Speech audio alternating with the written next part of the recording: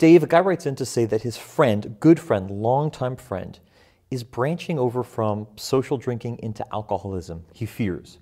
And he doesn't know whether he should confront him about this or whether he should just let it slide. He's sort of at a crossroads. What do you think? Okay, well, William, first of all, I'd like to say that I have never been a fan of the intervention. You know, for me, it's an extension of the golden rule. I would hate to walk into a room full of people that I respect and love and have them all say, we've been talking about you behind your back.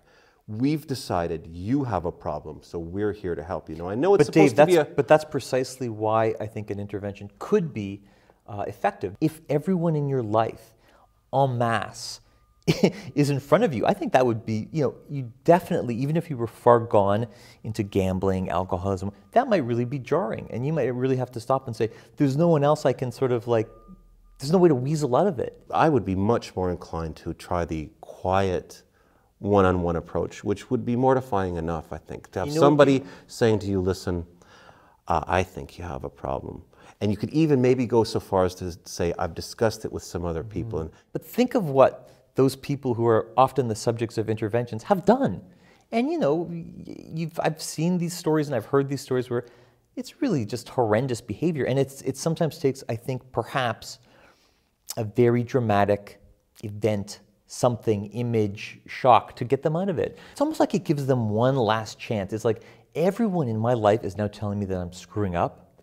That's a great moment to turn your life around or not. But at least everyone in one voice said, hey, enough. It's true that, I mean, to approach somebody is probably more compassionate than just to turn your back on them, which is what a lot of people wind up doing, and suddenly the person's all alone. That's not compassionate. But if something has become so intolerable that you're going to drop the person as a friend, you owe it to them to tell them first why.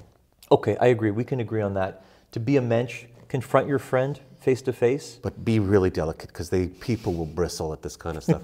My thing, it's from a very old self-help book called I'm Okay, You're Okay. If you put everything in the first person singular, it's less offensive. If you say to somebody, you're this, you're that, you're this, they automatically bristle and become offensive. But if you say, I feel that, I am hurt by the fact that, then they are less likely to become defensive. So frame it in the first person singular, ladies and gentlemen.